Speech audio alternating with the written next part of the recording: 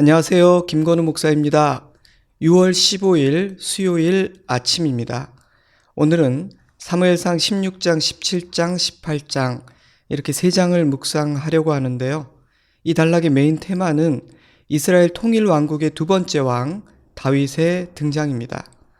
지난주에 묵상했던 13장, 14장, 15장의 주제는 사울의 몰락과 폐위를 불러온 그의 불순종이었습니다. 때문에 15장은 이렇게 끝났죠.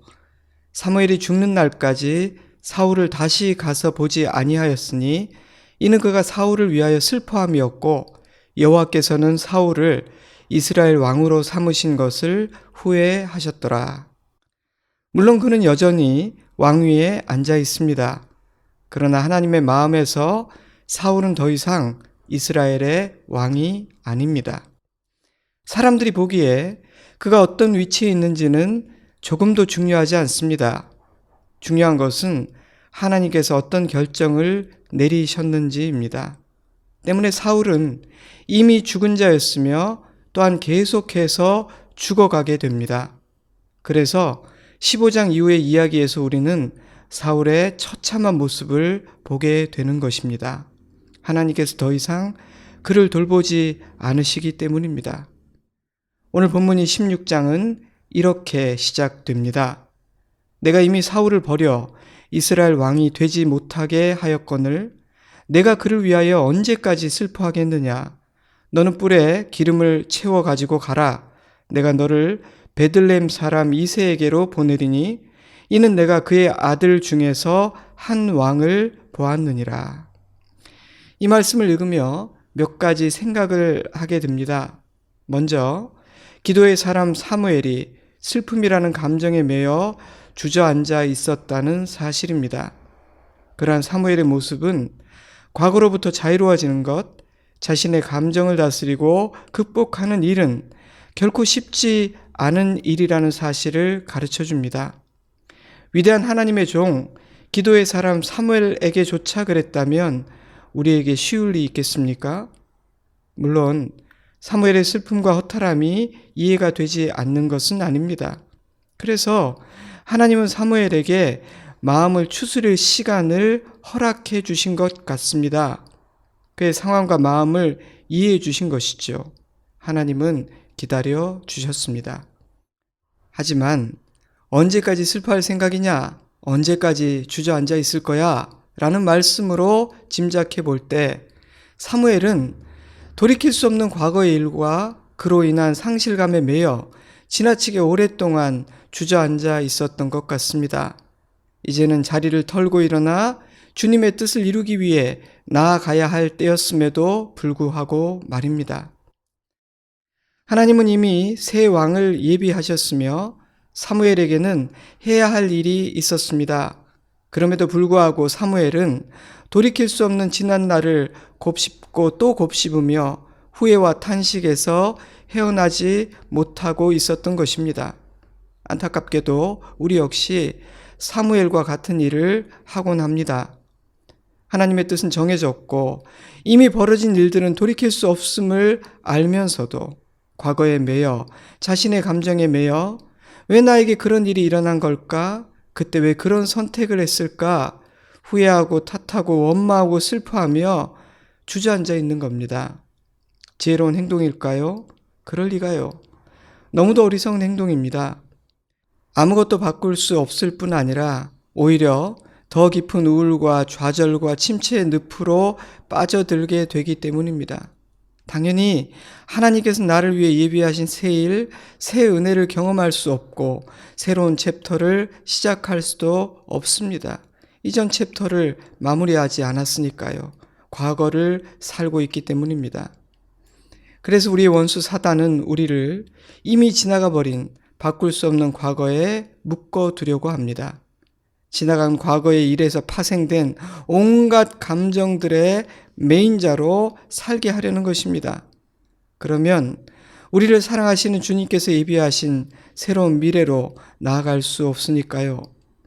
그러한 사단의 전략은 많은 사람들에게 매우 효과적으로 작동하고 있는 것 같습니다. 사랑하는 성도 여러분, 나를 주저앉아 있게 만드는 어떤 것은 없는지 살펴보시기 바랍니다. 하나님은 사무엘이 언제까지나 그렇게 주저앉아 있기를 원하지 않으셨습니다. 하나님은 사울을 대신할 새 왕을 정해 두셨으며 이스라엘의 새로운 미래를 준비하고 계셨기 때문입니다. 새롭게 세워질 왕 다윗의 계보를 통해 메시아 예수 그리스도께서 오실 터이니 사무엘의 생각과 감정과는 전혀 다른 차원의 놀라운 새 일이 이미 시작되고 있었던 것입니다.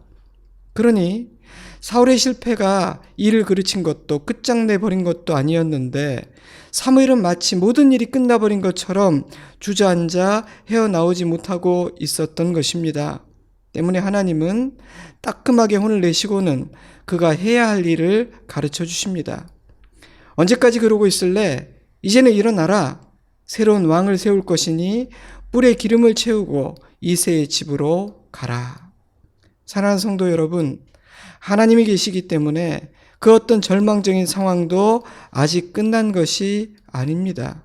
그러므로 과거에 매여 그로 인한 감정에 매여 마냥 주저앉아 있어서는 안 될 것입니다.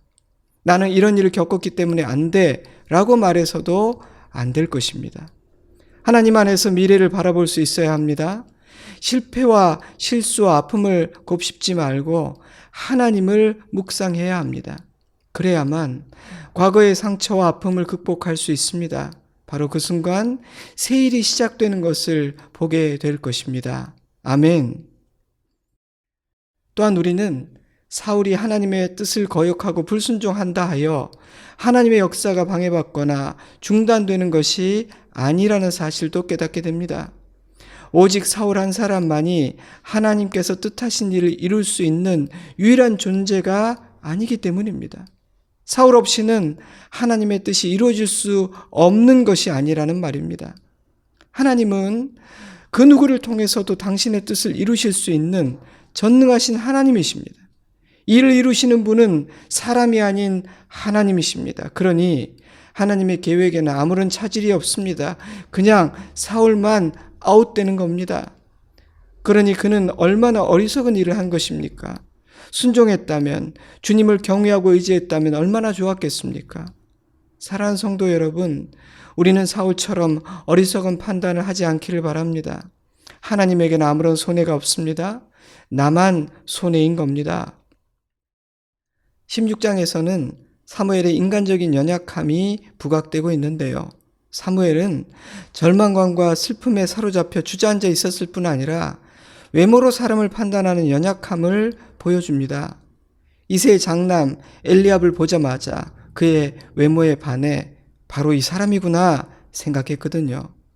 사무엘과 같은 기도의 사람조차 심지어 사울에게 호되게 당한 후에도 또다시 외모에 끌리는 것을 보며 인간은 보는 것에 너무도 약한 존재임을 생각하게 됩니다. 그러니 보이는 것 그 이상을 보는 실력은 힘써 길러야 갖출 수 있는 실력인 겁니다. 하나님께서 보시는 것을 저도 볼 수 있기를 저는 간절히 소원합니다.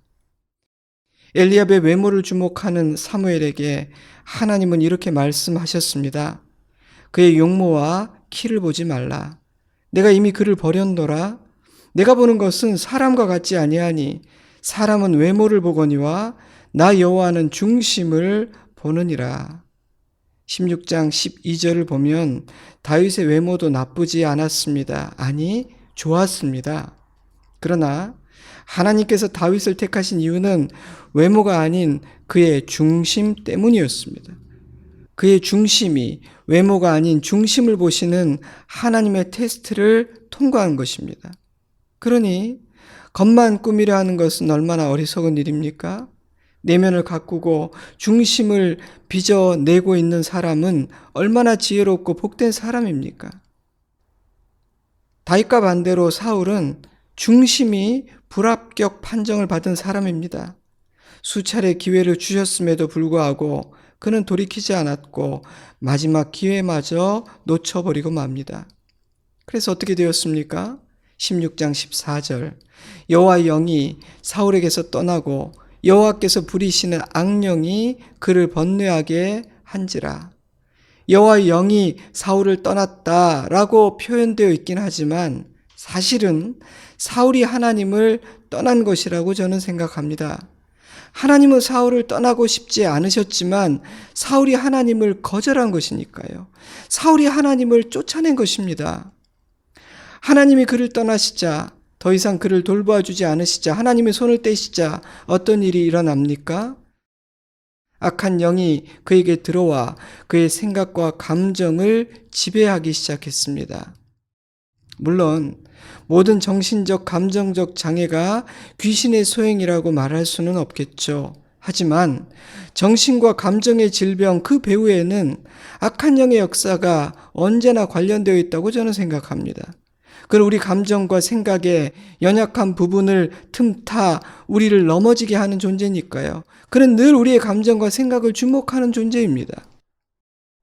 여호와께서 부리신 악령이라는 표현은 하나님께서 악령을 파견하여 사울을 벌주신 것인가?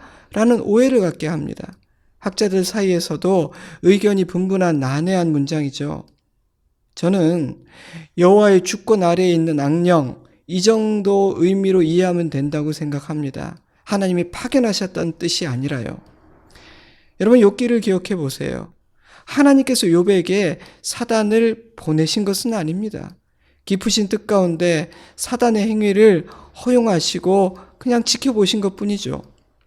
욥기에서 사단은 하나님의 권세 아래에 있는 존재이기에 하나님의 허락을 받아야 하는 존재로 묘사됩니다.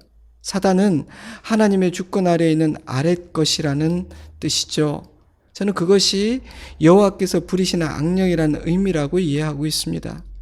하나님은요, 당신의 백성들이 죄를 짓는다고 하여 악령을 파송해서 벌주지 않으십니다. 하지만 보호하시는 손길을 거두시면, 사단을 막아주지 않으시면 악령은 강력하게 역사하기 시작합니다. 저는 사울에게 일어났던 일은 그런 차원의 일이었다고 생각합니다. 주님께서 사울에게서 손을 거두시자 악령이 마음껏 활개를 치기 시작한 것이죠.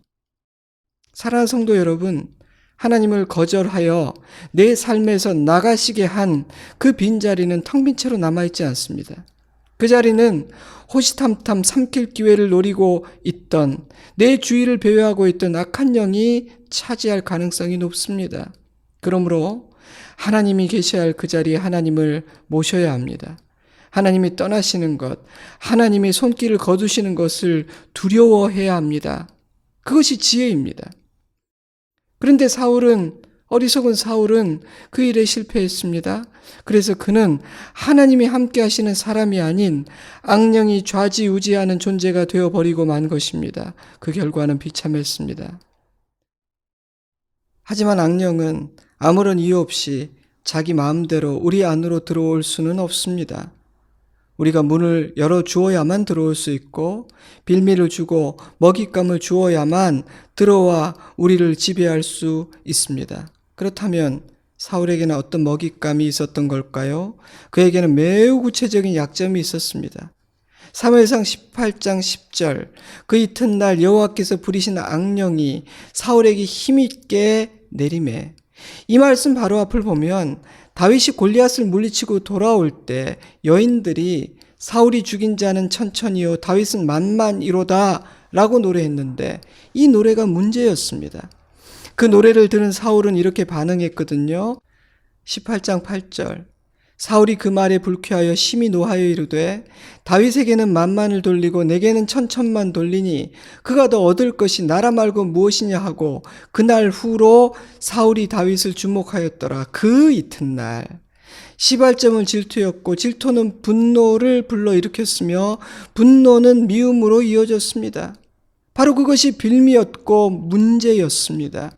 질투와 분노와 미움은 악령이 가장 좋아하는 3종 세트이기 때문입니다.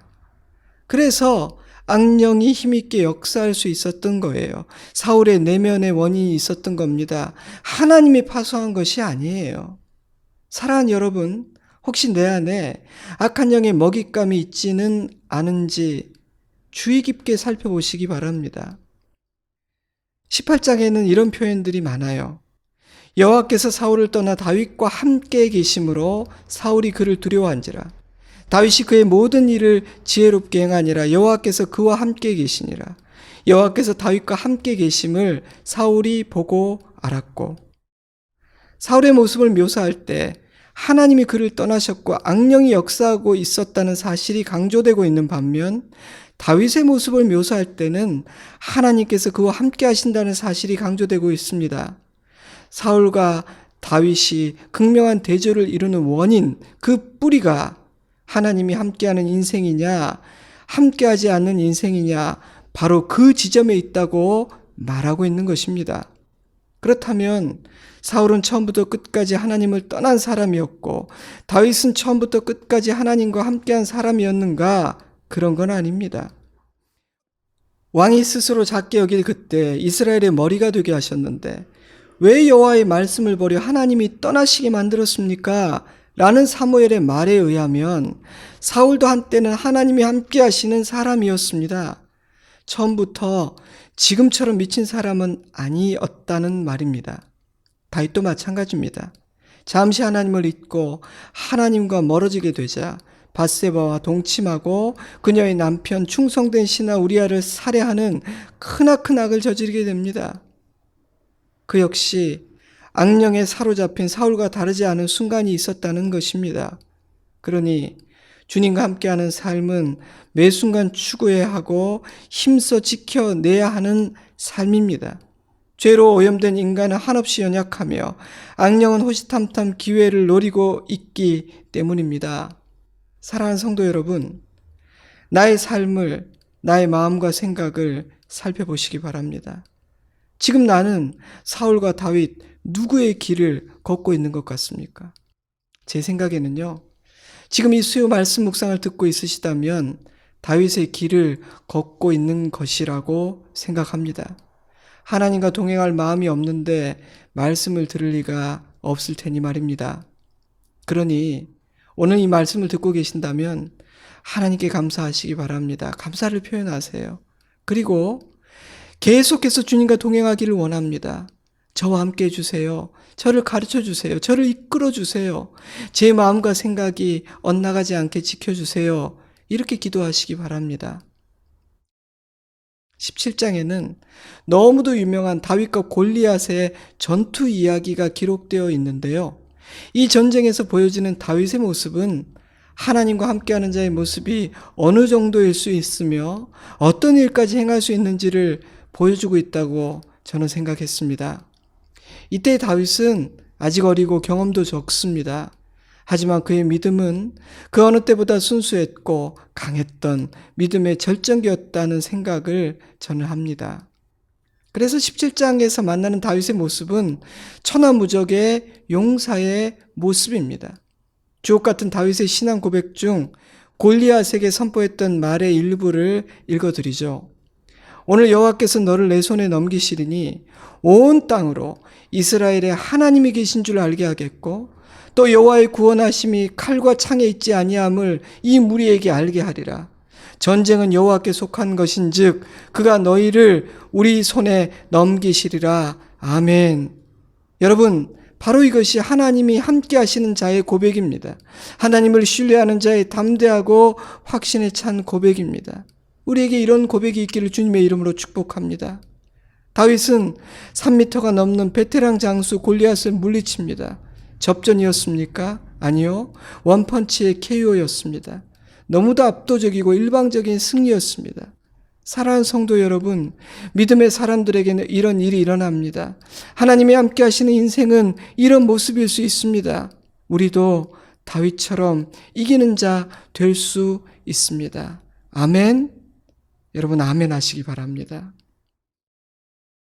16장, 17장, 18장에는 정말 중요한 많은 묵상거리들이 있습니다. 아쉽지만 오늘은 그중 몇 가지만 묵상했습니다. 그 내용을 다시 반복하지는 않을게요. 단 한 가지만 재확인하면서 오늘 수요 말씀 묵상을 마무리하려고 합니다.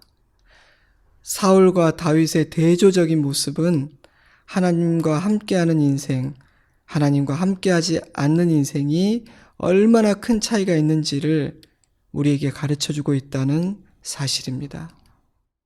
사랑하는 성도 여러분, 하나님을 떠나지 마십시다. 하나님과 동행합시다. 하나님이 떠나실 수밖에 없는 상황을 만들지 맙시다. 하나님 없이는 한 발자국도 움직이지 않겠다고 고백합시다. 이번 한 주간은 좋으신 우리 주님과 더 친밀하게 동행하는 기쁨으로 충만하시기를 주님의 이름으로 축복합니다. 이제 잠시 주신 말씀을 품고 기도하는 시간을 가지면 좋겠습니다. 저는 주일에 뵙겠습니다. 건강하시고요. 평안하시기를 바랍니다. 사랑합니다. 축복합니다. 샬롬.